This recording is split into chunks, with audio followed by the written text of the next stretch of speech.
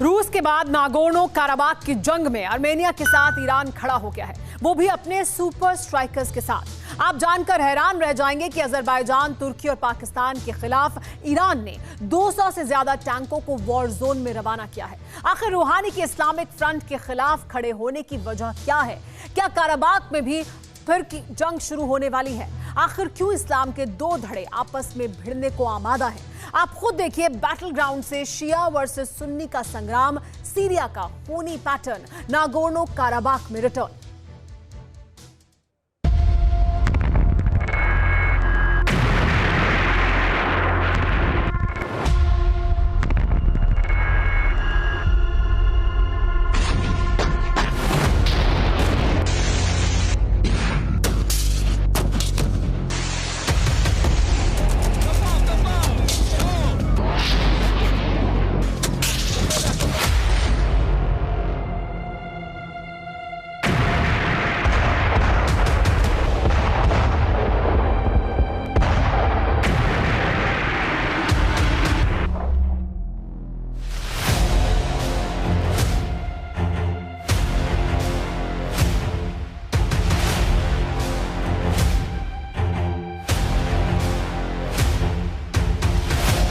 Nagorno Karabakh में जंग जमीनी विवाद को लेकर शुरू हुई थी, जिसके सिर्फ दो किरदार थे।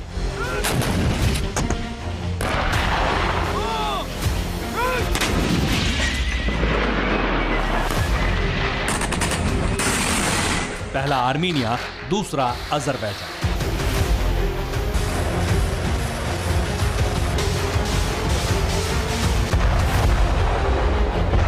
लेकिन वक्त बीतने के साथ इस जंग पर मजहबी फितूर सवार हो गया और पूरा विवाद ईसाई वर्सेस इस्लाम पर आकर ठहर गया।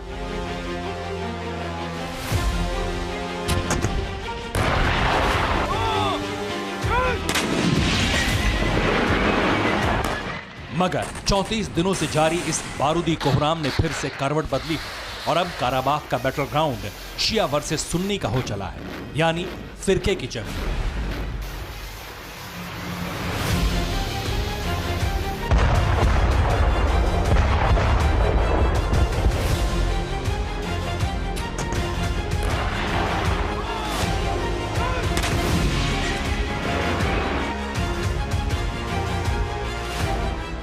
अजरबैजान के साथ खड़े तुर्की और पाकिस्तान अपने विध्वंसक हथियारों के दम पर नागोर्नो काराबाख में तांडव कर रहे थे।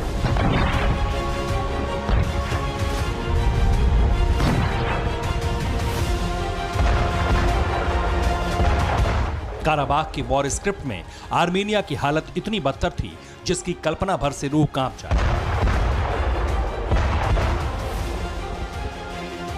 क्योंकि ईसाई मुल्क आर्मेनिया पर एक साथ ट्रिपल अटैक किया जा रहा था,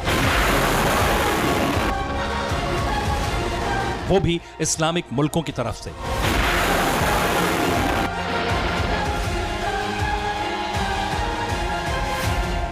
बीते 800 घंटे से जारी इस जंग में उस वक्त नया मोड़ आया जब ईरान जैसे इस्लामिक मुल्क ने खुल्लम खुल्ला आर्मेनिया के साथ खड़े होने का ऐलान किया।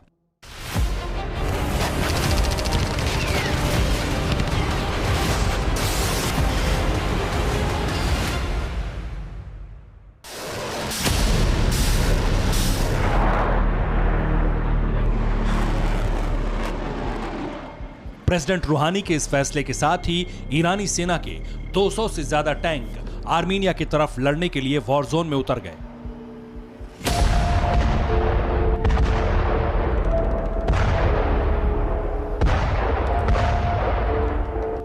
और इसके बाद शुरू हुआ काराबाख में सबसे सॉलिड जंगबाजों का विनाशकारी ट्रेलर।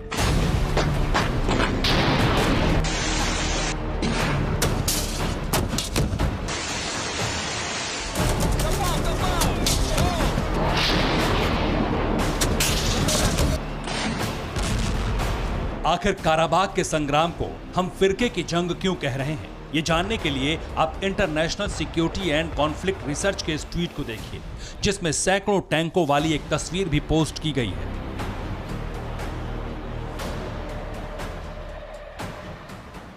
आईएससीआर के इस ट्वीट में साफ साफ लिखा है कि ईरानी सेना ने अपने सबसे विध्वंसक टैंकों की बटालियन को नागोर्नो काराबाख के बॉर्डर पर भेजा है। वो भी आर्मीनिया की मदद के लिए।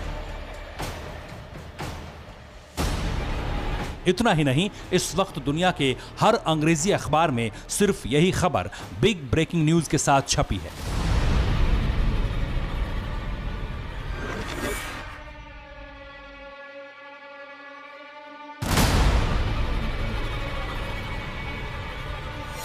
असल में ईरान का आर्मीनिया के साथ खड़ा होना हर किसी को हैरान कर रहा है, क्योंकि जहां एक तरफ अजरबैजान के साथ इस्लामिक फ्रंट तैयार हो रहा है, इसी बीच ईरान का आर्मीनिया के साथ खड़ा होना सोच से परे है।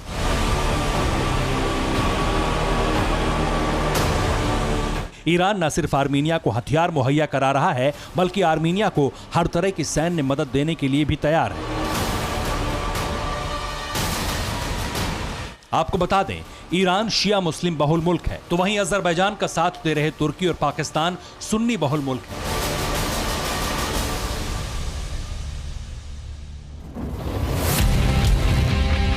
यानी काराबाख में इस्लाम के ही दो धड़े एक दूसरे के खिलाफ खड़े हैं।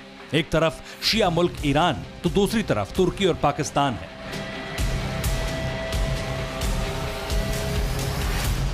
यकीन मानिए, आर्मीनिया अजरबैजान का युद्ध अब थर्ड वर्ल्ड वॉर की तरफ बढ़ चुका है, क्योंकि ईरान से पहले रूस ने भी आर्मीनिया की मदद के लिए अपनी सेना काराबाख में तैनात कर दी है।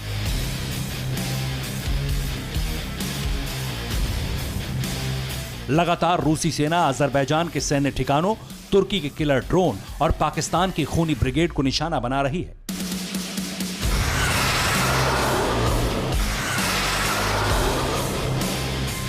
रूस ने आर्मीनिया की मदद के लिए BM-30 स्मर्च MBRL को बैटल ग्राउंड में उतार रखा है, लेकिन अब ईरान ने नागोर्नो काराबाख में 200 से ज्यादा करार टैंकों को कोहराम मचाने के लिए भेजा है।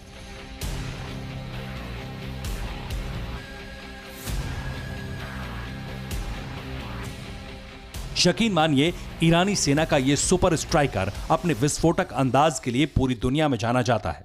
आखिर कैसे, पहले आप जानिए।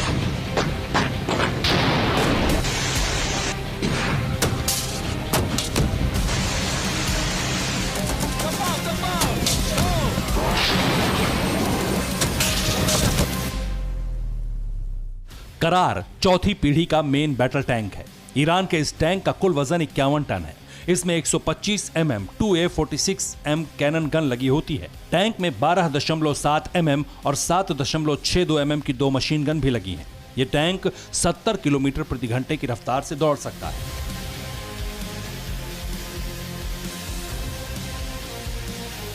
काराबाख में करार टैंक की मौजूदगी अजरबैजान, तुर्की और पाकिस्तान के लिए खतरे का सिग्नल है, क्योंकि जमीनी जंग में इस योद्धा का कोई तोड़ नहीं। ये बारूदी प्रहार इतना दमदार करता है कि पलक झपकते ही ये टैंक किसी भी टारगेट को पूरी तरह ध्वस्त कर देता है।